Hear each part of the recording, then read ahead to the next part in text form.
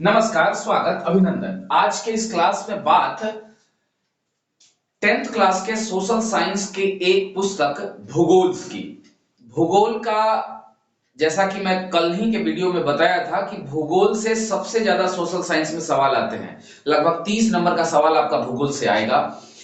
फरवरी 2022 में एग्जाम होने वाला है मैट्रिक का, और सोशल साइंस 80 नंबर का आपको जाके परीक्षा हॉल में देना है। 30 नंबर का सवाल उसमें से भूगोल से आएगा। ऑब्जेक्टिव क्वेश्चंस 40 नंबर के होंगे।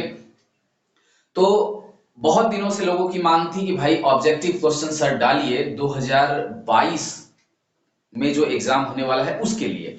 तो कल भी मैंने कहा था कि सोशल साइंस में ज्योग्राफी से मैं 50 सवाल ऑब्जेक्टिव का डालूंगा, इतिहास से 50 सवाल डालूंगा। तो अपने कहे अनुसार मैं आपके समक्ष 25 सवाल आज के इस वीडियो में 25 सवाल का डिस्कशन मैं आपसे करूंगा जो ऑब्जेक्टिव हैं, 1 नंबर के हैं, और उस एक एक सवाल में कई अन्य ऑब्जेक्टिव क्वेश्चंस छुपे हुए हैं।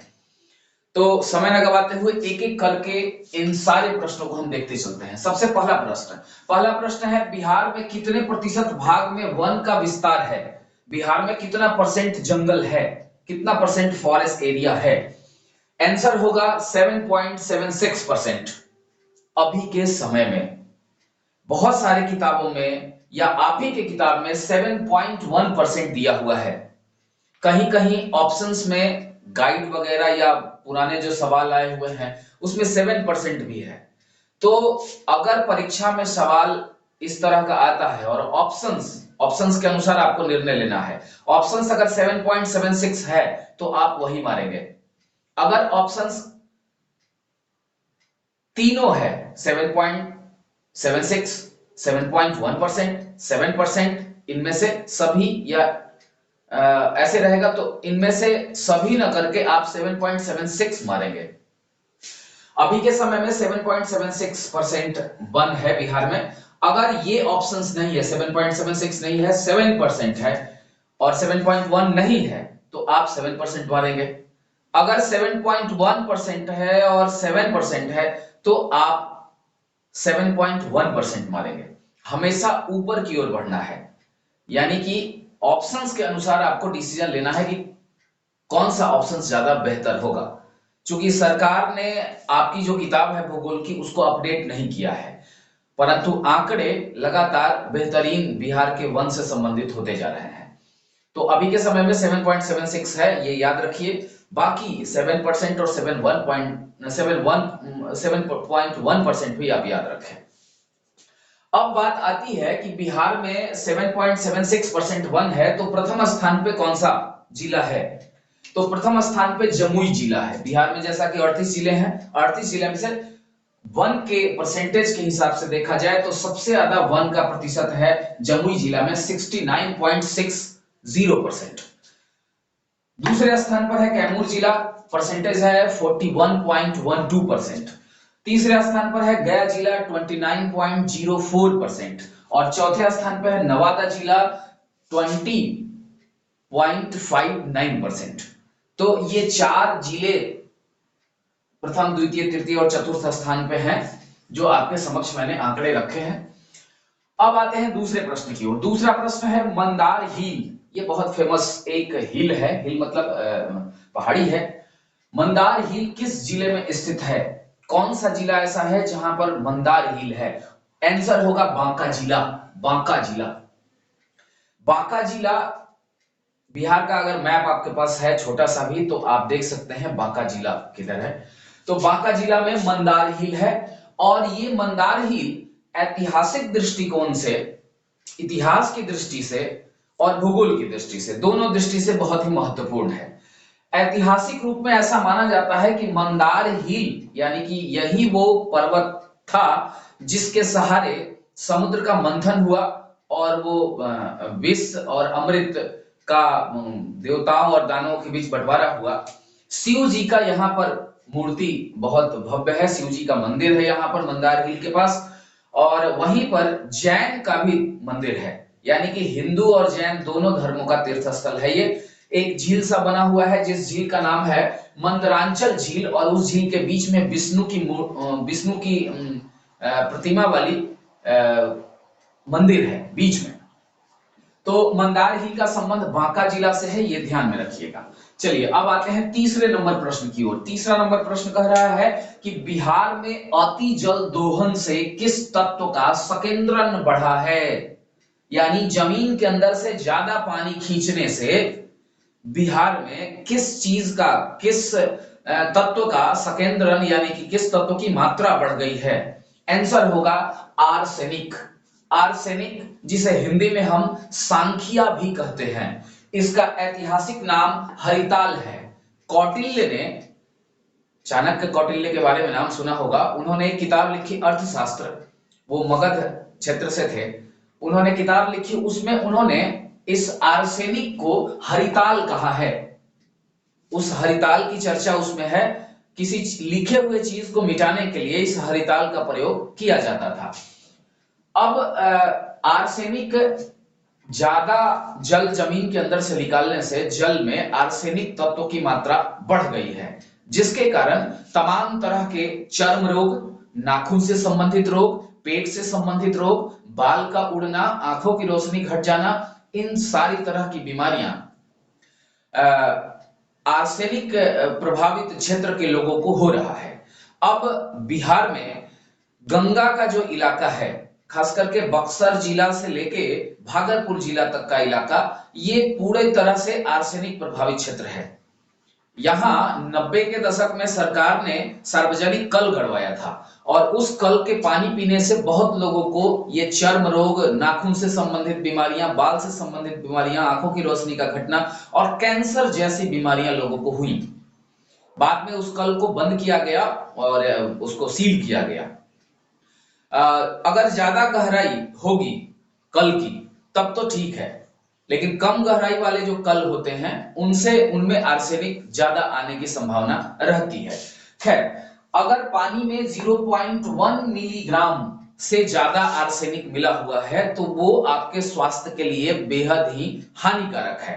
अब बात आती है आर्सेनिक से उपचार की। सबसे पहले आर्सेनिक को आप अगर रात में आप पानी रखते हैं और सुबह में वो पानी लाल हो जाता है और ऊपर में एक धूल जैसा कोई परत जमा हुआ है, तो समझिए इस पानी में आर्सेनिक की मात्रा ज्यादा है। उसे आप न पिएं, उसको प्यूरिफाई करके, फिल्टर करके उसको पिएं तो ज्यादा बेहतर होगा।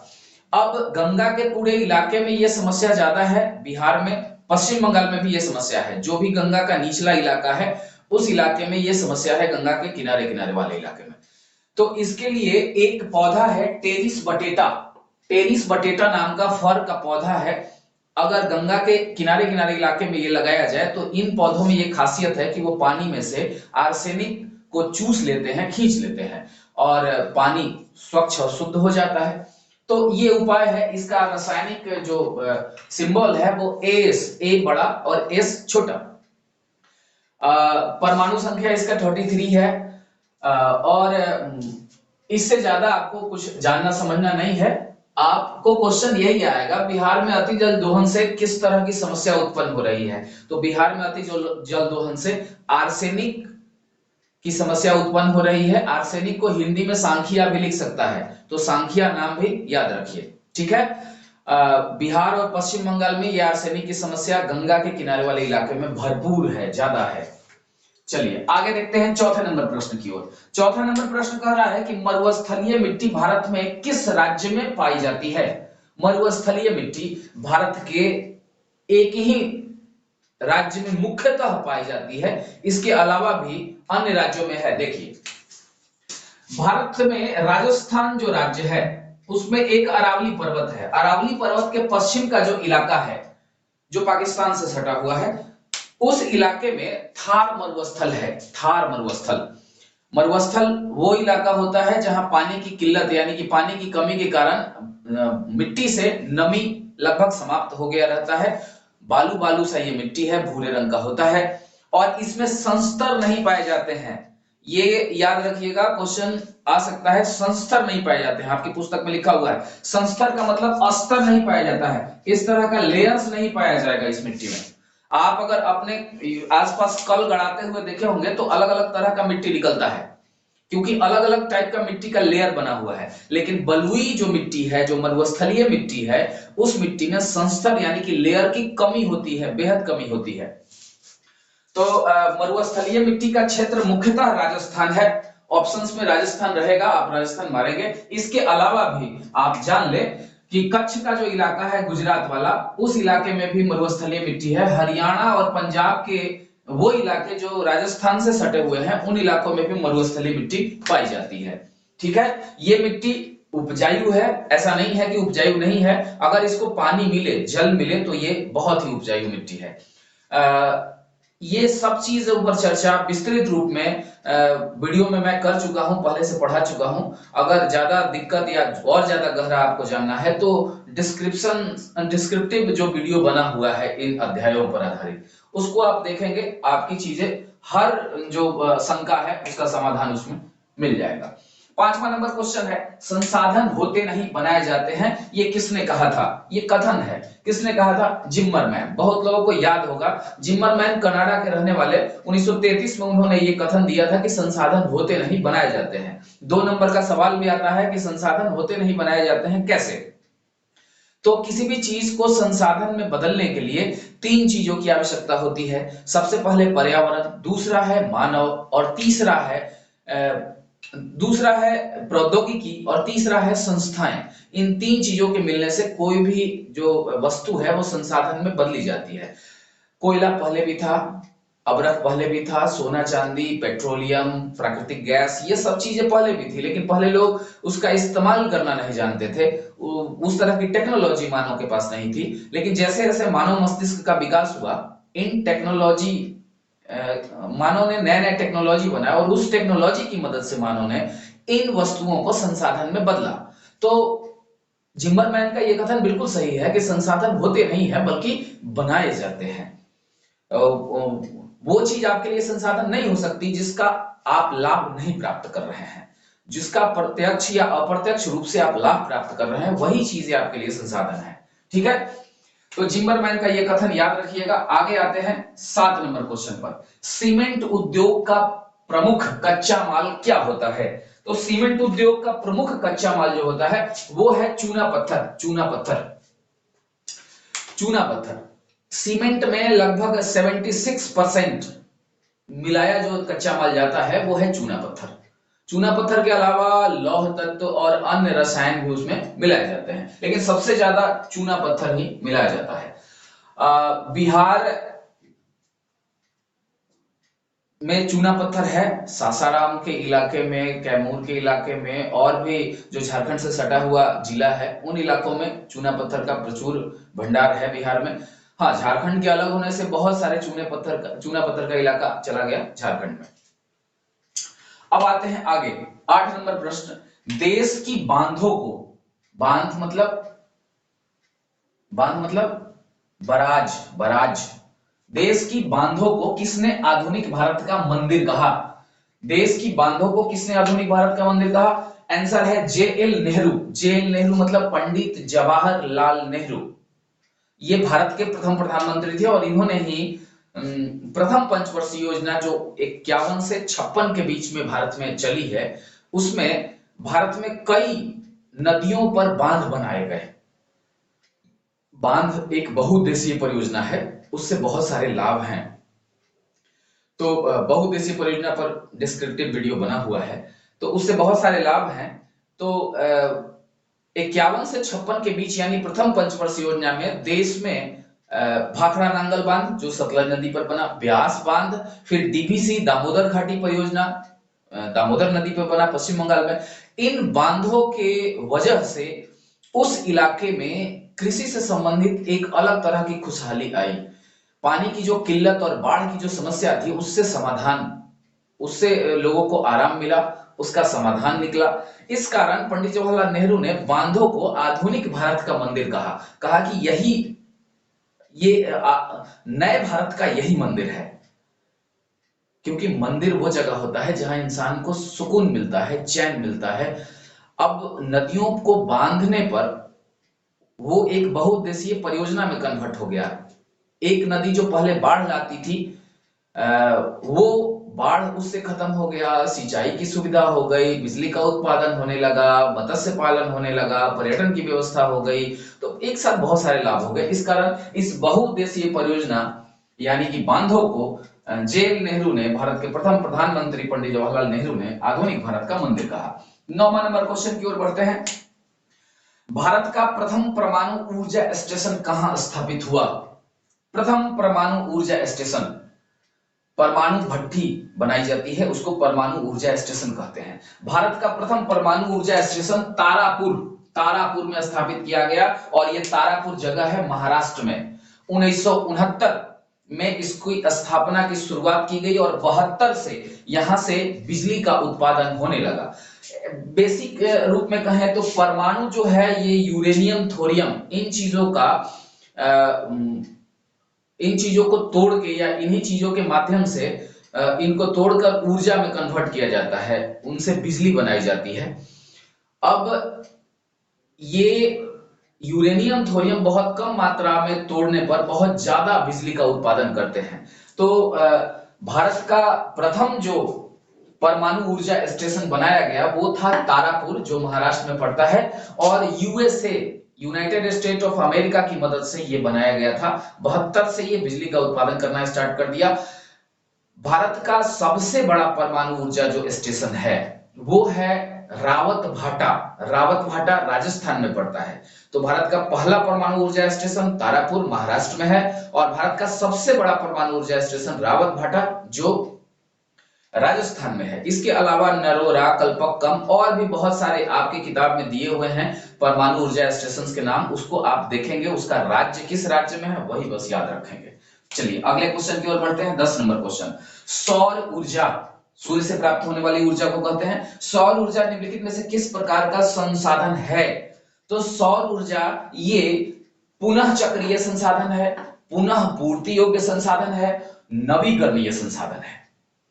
ये समाप्त नहीं होने वाला संसाधन है यानी कि नवीकरणीय संसाधन है। रात में सूर्य अस्त हो गया फिर सुबह हो गया यानी कि पुनः पूर्ति योग्य संसाधन है, और पुनः चक्रीय है, बार बार ये मिलते रहता है आपको, तो पुनः चक्रीय संसाधन है। तो सौर ऊर्जा पुनः चक्रीय, पुनः पूर्ति योग्य, नवीकरणीय संसाधन है। अब ऑप्शंस में देखिएगा आप कौन सा ऑप्शंस लिखा हुआ है वो आप टिक लगाएंगे। ऐसा नहीं है कि तीनों ऑप्शंस दे देगा, अगर तीनों देता है तो लास्ट चौथा ऑप्शंस रहेगा इनमें से सभी, तो आप सभी लगाएंगे। इसके अलावा पुनः चक्रीय, पुनः पूर्ति योग्य और नवीकरणीय संसाधन और भी हैं, जैसे पवन ऊर्जा संसाधन, जल विद्युत ऊर्जा संसाधन, उसके बाद ज्वारीय ऊर्जा संसाधन, भूतापीय ऊर्जा संसाधन, ये सब पुनः पूर्ति योग्य या नवीकरणीय या पुनः चक्रीय संसाधन की कैटेगरी में आते हैं। ठीक है, अब आते हैं 11 नंबर प्रश्न की ओर। 11 नंबर प्रश्न कह रहा है यूरेनियम का प्रमुख उत्पादक स्थान जो भारत में है वो कौन सा है? या पूछेगा यूरेनियम का प्रमुख उत्पादक खान है। 4 ऑप्शंस रहेगा, उसमें से एक ऑप्शन जरूर रहेगा जादूगोड़ा। यह झारखंड में स्थित है, एक खान का नाम है और ये झारखंड के सिंहभूम जिला में है। झारखंड के सिंहभूम जिला में जादूगोड़ा एक खान है जहां से यूरेनियम प्राप्त किया जाता है, और इस यूरेनियम का उपयोग बहुत सारी चीजों के साथ साथ परमाणु ऊर्जा के उत्पादन में भी होता है। इसके अलावा यूरेनियम का उत्पादन रांची से भी होता है और हजारीबाग से भी होता है, लेकिन सबसे प्रमुख जो खान है वो है जादूगोड़ा जो झारखंड के सिंहभूम जिला में स्थित है। क्लियर? अब आते हैं 12 नंबर प्रश्न की ओर। 12 नंबर प्रश्न कह रहा है भारत का प्रथम तेल शोधक कारखाना कहां खुला?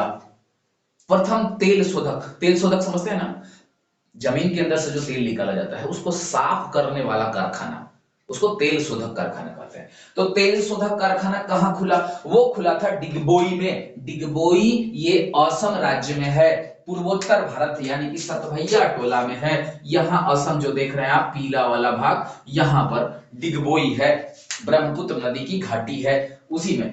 तो डिगबोई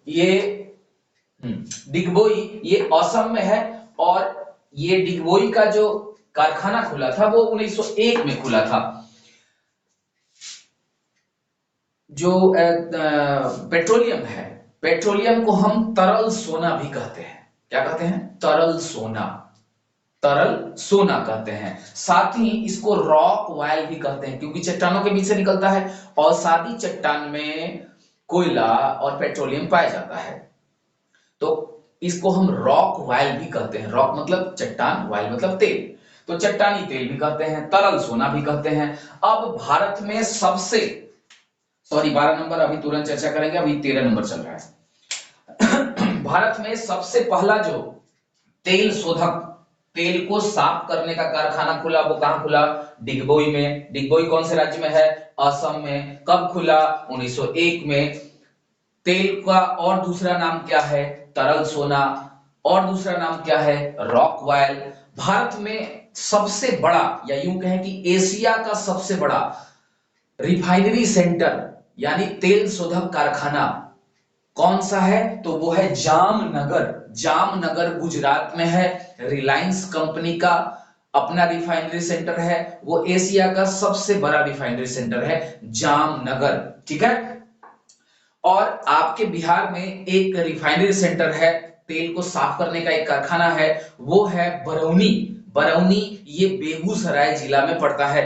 बिहार के नक्शे पर देख लीजिएगा, बेगूसराय जिला, बरौनी को याद रखिएगा। तेल शोधक कारखाना है यहां पर, तेल शोधक फैक्ट्री यहां है, जहां पर डिगबोई से, अब देखिए जरा सा, ये मैप अगर आप समझ रहे हो, अब बहुत ज्यादा मैं घुमा नहीं सकता अपने कैमरे को, तो असम में डिगबोई है। डिगबोई से पाइपलाइन के माध्यम से तेल आता है बेगूसराय के बरौनी में, और यहां पर तेल को साफ किया जाता है, और यहीं से फिर तेल, और भी तेल, कच्चा तेल ही, और भी पाइपलाइन है, चला जाता है यूपी के मथुरा तक। यूपी के मथुरा तक, मथुरा के बगल में आगरा, आगरा का ताजमहल।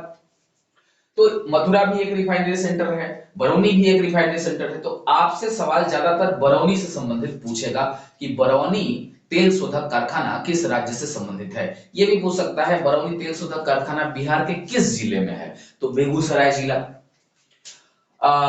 अब इससे संबंधित सवाल काफी हो गए। अच्छा, भारत में सबसे ज्यादा तेल का उत्पादन कहां से होता है? तो वो होता है मुंबई हाई से। मुंबई हाई से। मुंबई महाराष्ट्र की राजधानी है, तो मुंबई बिल्कुल समुद्र पे है, समुद्र के किनारे है। तो मुंबई से 176 किलोमीटर दूर अरब सागर में स्थित एक स्टेशन है, एक स्टेशन है, उस स्टेशन को कहते हैं सागर सम्राट। उसको कहते हैं सागर सम्राट। पूछता है सवाल कि सागर सम्राट क्या है, तो सागर सम्राट, और यहीं से तेल निकाला जाता है। इसको, इस पूरे क्षेत्र को कहते हैं मुंबई हाई, स्टेशनवा को कहते हैं सागर सम्राट। अब पूरे क्षेत्र को मुंबई हाई, यही मुंबई हाई ऐसा तेल क्षेत्र है जहां से भारत में सबसे ज्यादा तेल निकाला जाता है जमीन के अंदर, समुद्र के तली से, समुद्र की तली से। अब आइए आगे, 13 नंबर अभी हुआ था, 12 नंबर क्वेश्चन छूट गया था, अभी 12 नंबर करते हैं। 12 नंबर क्वेश्चन कह रहा है भारत के सर्वाधिक क्षेत्रफल पर कौन सी मिट्टी है, यानी कि भारत में सबसे ज्यादा क्षेत्रफल पर कौन सी मिट्टी पाई जाती है, तो वो है जलोढ़ मिट्टी। जलोढ़ मिट्टी, जलोढ़ मिट्टी, जल को जो ओढ़े हुए है, यानी कि जल द्वारा लाई गई मिट्टी को हम जलोढ़ मिट्टी कहते हैं। जो नदियां मिट्टी बहा के लाती है ना, उसको जलोढ़ मिट्टी कहते हैं। इसको कांप या कछारी मिट्टी भी कहते हैं। भारत में 43% जो मिट्टी है वो जलोढ़ मिट्टी है। कौन सी मिट्टी है? जलोढ़ मिट्टी है, यानी कि भारत में सबसे ज्यादा क्षेत्रफल में कौन सी मिट्टी पाई जाती है? जलोढ़ मिट्टी। कितना परसेंट? 43%। अन्य नाम क्या है? कांप मिट्टी या कछारी मिट्टी, अलग अलग नाम है इसका। जलोढ़ मिट्टी को दो भाग में बांटा गया है, एक खादर, दूसरा बांगड़। नई जलोढ़ मिट्टी को हम खादर मिट्टी कहते हैं, पुरानी जलोढ़ मिट्टी को हम बांगड़ मिट्टी कहते हैं। ये पूछा हुआ सवाल है 2 नंबर का, खादर और बांगड़ में क्या अंतर है। ठीक है, बाकी विस्तृत हमने पढ़ाया है उसमें, उसको आप देखिएगा। अब आइए 14 नंबर क्वेश्चन पर। 14 नंबर क्वेश्चन कह रहा है कौन सा जीव केवल भारत में पाया जाता है? कौन सा जीव केवल भारत में पाया जाता है? ऑप्शंस ए घड़ियाल, बी डॉल्फिन, सी व्हेल, डी कछुआ।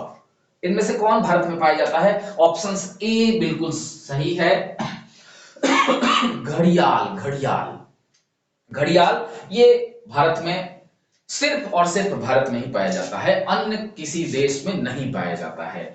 डॉल्फिन सभी देशों में लगभग पाया जाता है, वेल लगभग सभी देशों में, या यूं कहें कि प्रशांत महासागर के किनारे किनारे के देशों के आसपास पाया जाता है।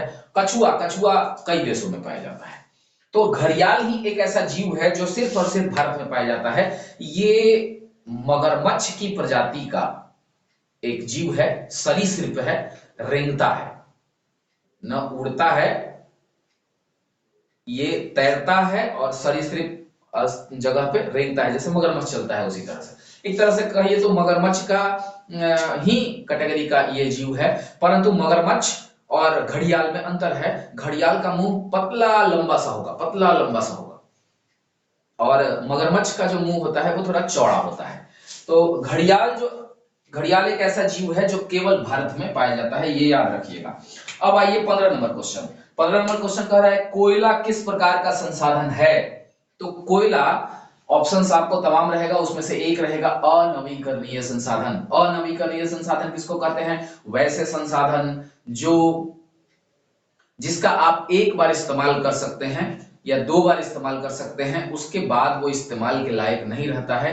एक 2 बार इस्तेमाल करने के बाद वो समाप्त हो जाता है। वैसे संसाधन को हम अनवीकरणीय संसाधन कहते हैं। जैसे पेट्रोलियम हुआ, प्राकृतिक गैस हुआ, कोयला हुआ। तो कोयला एक अनवीकरणीय संसाधन है और कोयला काला होता है, इस कारण उसको हम ब्लैक गोल्ड, काला सोना भी कहते हैं। ये अवसादी चट्टान में पाया जाता है। सोने इस कोयले में ही हीरा भी पाया जाता है।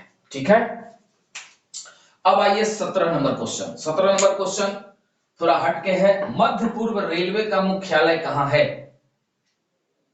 भारत में कई रेलवे के जोन बनाए हुए हैं। भारत सरकार ने रेलवे के कई जोन, लगभग 19 जोन भारत में हैं रेलवे के। उसमें से एक जोन मध्य पूर्व रेलवे के नाम से जाना जाता है। मध्य पूर्व रेलवे, इसका मुख्यालय कहां है? हाजीपुर। हाजीपुर ये बिहार में है, बिहार के वैशाली जिला में है। क्लियर है। जैसे ही पटना को क्रॉस करेंगे महात्मा गांधी सेतु पुल से, तो आप जिस जिले में जाएंगे वो जिला रहेगा वैशाली जिला। वैशाली जिला का मुख्यालय है हाजीपुर, और हाजीपुर केले के लिए पूरे बिहार में बहुत ही फेमस है। साथ में लीची वगैरह भी थोड़ा बहुत पाया जाता है। अब आइए आगे 18 नंबर क्वेश्चन कह रहा है बिहार में संजय गांधी जैविक उद्यान किस नगर में है? बिहार के कौन से नगर में संजय गांधी जैविक उद्यान है? तो ये पटना में है। पटना में 1973 में इसकी स्थापना की गई थी, संजय गांधी जैविक उद्यान की। ऐसा भी क्वेश्चन पूछ सकता है कि बिहार में एकमात्र चिड़ियाखाना का नाम क्या है? तो संजय गांधी जैविक उद्यान। संजय गांधी ये वो व्यक्ति हैं जो भारत के प्रधानमंत्री रहे।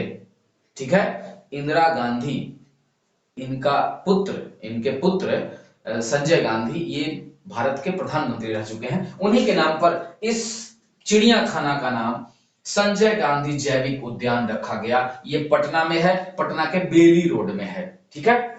1973 में स्थापना। अब आइए 19 नंबर क्वेश्चन। कहलगांव ये जगह का नाम है। कहलगांव तापीय विद्युत परियोजना बिहार के किस जिले में है? कहलगांव तापीय विद्युत परियोजना बिहार के किस जिले में है? तो ये जिला है भागलपुर। भागलपुर जिले में कहलगांव एक जगह है, वहां पर कोयला से बिजली तैयार होता है। इसी को कहते हैं हम तापीय विद्युत गृह या तापीय विद्युत परियोजना। तो कहलगांव कौन से जिले में है? बिहार के भागलपुर जिले में है, और वहां तापीय विद्युत परियोजना है, अर्थात कोयले से बिजली तैयार किया जाता है। इसके अलावे एक और जगह है, नाम है कांटी। कांटी ये मुजफ्फरपुर में है।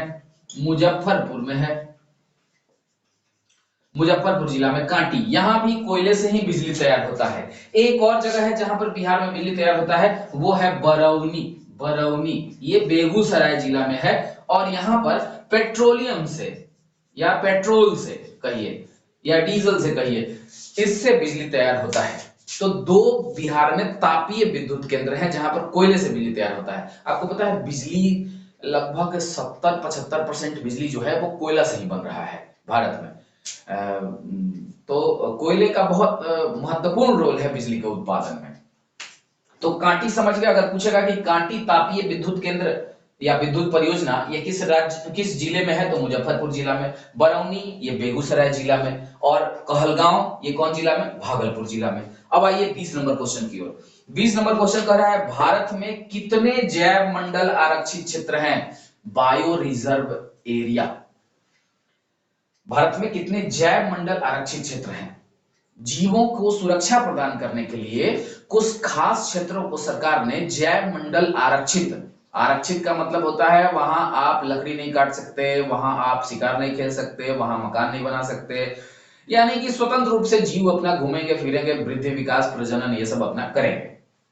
तो भारत में कितने जैव मंडल आरक्षित क्षेत्र हैं, ऐसे क्षेत्र भारत में 14, आपकी पुस्तक के अनुसार आपके किताब में 14 जैव मंडल आरक्षित क्षेत्र हैं जो यूनेस्को द्वारा मान्यता प्राप्त हैं। यूनेस्को एक विश्व स्तर की संस्था है और इसी ने 14 जैव मंडल को मान्यता दिया। अब आपकी किताब में 14, अब 18 जैव मंडल रिजर्व इलाका, जैव मंडल आरक्षित क्षेत्र हो गया है भारत में। तो ऑप्शंस देखिएगा कि 14 है कि 18 है। अगर 18 रहा तो 18 लगाइएगा, अगर 14 रहा 18 नहीं है तो 14 लगाइएगा। ठीक है। पेज नंबर लगता है भूगोल के पेज नंबर 72 या 73 में 14 जैव मंडल क्षेत्र आपका दिया हुआ है। तो जैव मंडल क्षेत्र और उसका राज्य, कौन कौन राज्य में कौन कौन जैव मंडल क्षेत्र है वो बस याद कर लीजिएगा, राज्य और जैव मंडल का नाम। ठीक है। अब आइए आगे 21 नंबर क्वेश्चन। कुशेश्वर ये अभयारण्य है का संबंध, द में ध छूट गया, संबंध, कुशेश्वर अभयारण्य का संबंध बिहार के किस जिले से है। तो बिहार के किस जिला में कुशेश्वर है, ये है दरभंगा। दरभंगा जिला में कुशेश्वर एक जगह है और उसको अभयारण्य घोषित किया गया है। अभयारण्य का मतलब होता है अभय प्लस रण्य। अभय माने बिना भय के, अरण्य माने घूमना, जहां पर जीव जंतु बिना भय के घूमते हो उसको अभयारण्य कहा जाता है। तो बिहार में कुशेश्वर ये दरभंगा जिले में एक अभयारण्य है और ये ज्यादातर पक्षी अभयारण्य के रूप में जाना जाता है, वहां विभिन्न किस्म के पक्षी रहते हैं। तो कुशेश्वर का संबंध दरभंगा से है। अब आइए एक और क्वेश्चन, मुरैना ये जगह का नाम है। मुरैना यहाँ पर घड़ियाल प्रजनन केंद्र किस राज्य में है। मुरैना में घड़ियाल का प्रजनन किया जाता है। प्रजनन मतलब उसके वृद्धि में सहायता दी जाती है मुरैना में। तो मुरैना ये जगह किस राज्य से संबंधित है, तो ये जगह का संबंध है मध्य प्रदेश, एमपी, मध्य प्रदेश, बिल्कुल बीच का राज्य है मध्य प्रदेश। तो मुरैना जो घड़ियाल का प्रजनन केंद्र है। अब पूछ सकता है आपसे क्वेश्चन उलट के कि घड़ियाल, भारत में घड़ियाल का प्रजनन केंद्र निम्नलिखित में से कौन सा है, उसमें से एक ऑप्शन मुरैना रहेगा, तो मुरैना टिक लगाइएगा। ठीक है। अब एक जगह है नंदनकानन, वो उड़ीसा में पड़ता है। नंदनकानन ये बाघ का प्रजनन केंद्र है, व्हाइट बंगाल टाइगर यानी कि व्हाइट बाघ का प्रजनन केंद्र है नंदनकानन जो उड़ीसा में है। ये भी क्वेश्चंस महत्वपूर्ण है। तो मुरैना घड़ियाल के प्रजनन केंद्र के लिए मध्य प्रदेश में और नंदनकानन उड़ीसा में बाघ के प्रजनन केंद्र के रूप में जाना जाता है। अब अगला क्वेश्चन है 23 नंबर, उच्चावच निरूपण में हेस्यूर विधि का विकास किसने किया था। हेस्यूर विधि एक ही चैप्टर है पूरे भूगोल में, मैप से संबंधित। उच्चावच निरूपण नक्शा से संबंधित, और उससे हर साल सवाल 1, 2, 3 नंबर का पूछ देता है। तो ध्यान में रखिएगा ये सवाल उसी अध्याय से है। उच्चावच निरूपण यानी कि ऊंचाई नीचाई को कॉपी कलम पे या नक्शे पे दर्शाने का एक विधि है हेस्यूर विधि। इसको कौन इजाद किए थे, किसने इस विधि को दिया था। इस विधि को देने वाले व्यक्ति हैं लेहमान। लेहमान ने हेस्यूर विधि दिया था। ये लेहमान ऑस्ट्रिया के रहने वाले एक सैन्य अधिकारी थे, यानी कि सेना में अधिकारी थे, और इन्होंने उच्चावच निरूपण के लिए पतले महीन मोटे लाइनों के माध्यम से इन्होंने उच्चावच को बताने का काम किया। तो हेस्यूर विधि का विकास किसने किया? लेहमान ने किया। अगर विस्तृत आप जानना चाह रहे हैं तो विस्तृत वाला वीडियो देखिए जो मानचित्र अध्ययन पर आधारित है, वो देखिएगा, आपको हर चीज बिल्कुल दिमाग में अट आ जाएगी। चलिए आगे की अब 23 नंबर क्वेश्चन हो गया। 24-25 अगले क्वेश्चन की ओर बढ़ते हैं। ठीक है, स्क्रीनशॉट आप ले लीजिए। बढ़ते हैं 24 नंबर प्रश्न की ओर। क्वेश्चन नंबर 24 कह रहा है कि बिहार में सबसे अधिक आबादी वाला जिला कौन सा है? तो बिहार में सबसे अधिक आबादी वाला जिला है पटना जिला। टोटल आबादी 58 लाख के करीब है। ठीक है, एक और क्वेश्चन इससे संबंधित है कि बिहार में सबसे बड़ा नगर कौन सा है? तो उसका आंसर भी पटना ही होगा। तो बिहार में सबसे बड़ा नगर पटना, और बिहार में सबसे ज्यादा आबादी वाला जिला कौन सा? पटना जिला। ठीक है, इसके अलावा थोड़ा सा और इन चीजों पर ध्यान दीजिए। बिहार में लिंगानुपात 933 है, यानी 1000 पुरुषों पर 933 महिलाएं हैं। बिहार में लिटरेसी का मतलब साक्षरता, साक्षरता बिहार में 63.82% है, यानी बिहार में 63% या यूं कहें 64% लोग साक्षर हैं, पढ़े लिखे हैं। बिहार का जनसंख्या घनत्व कहते हैं 1 वर्ग किलोमीटर क्षेत्र में रहने वाले लोगों की संख्या को, यानी 1 किलोमीटर लंबा 1 किलोमीटर चौड़ा इलाका में जितने लोग रहते हैं उसी को हम जनसंख्या घनत्व कहते हैं, पॉपुलेशन डेंसिटी कहते हैं। 1106 बिहार का जनसंख्या घनत्व कितना है? 1106, यानी 1 वर्ग किलोमीटर में बिहार में 1106 व्यक्ति रहता है, बिल्कुल एकदम ठूस ठूस के कोचा कोची करके। इसी कारण पूरे भारत में 28 राज्य हैं, 28 राज्य में सबसे ज्यादा जनसंख्या घनत्व बिहार राज्य का है। कितना है? 1106 व्यक्ति प्रति वर्ग किलोमीटर। ठीक है, तो इससे इतना एक नंबरिया सवाल आप समझ गए। आगे बढ़ते हैं 25 नंबर क्वेश्चन, यानी सबसे लास्ट क्वेश्चन की ओर। लास्ट क्वेश्चन है, बीएम का पूरा नाम क्या है? बीएम का पूरा नाम होता है बेंचमार्क। मानचित्र अध्ययन एक अध्याय है भूगोल में, उसमें आप देखिएगा बेंचमार्क। तो बीएम का पूरा नाम है बेंचमार्क। ठीक है, तल चिन्ह इसको हिंदी में कहते हैं, क्या कहते हैं? तल चिन्ह। समुद्र से मापी गई जो ऊंचाई होती है उसको बेंचमार्क या तल चिन्ह कहते हैं। बाकी विस्तृत मैंने बताया है, समझाया है, उसको आप देखिए उन वीडियो को। तो बीएम का पूरा नाम होता है बेंचमार्क। तो ये थे आपके समक्ष पहला 2022 फरवरी में जो एग्जाम होने जा रहा है उससे संबंधित पहला ऑब्जेक्टिव क्वेश्चन का मेरा पिटारा मैंने खोला जो, और 25 क्वेश्चंस हमें लगता है इसमें से आएगा। 25 क्वेश्चंस और मैं अभी ज्योग्राफी में सेट करूंगा ऑब्जेक्टिव, और उसके बाद एक वीडियो होगा जिसमें लघु उत्तरीय, दीर्घ उत्तरीय और क्वेश्चंस कैसे लिखने हैं। क्योंकि अभी डिमांड बहुत लोगों का हो रहा है कि सर क्वेश्चंस कैसे लिखे जाएंगे, इस पर एक वीडियो बना दीजिए।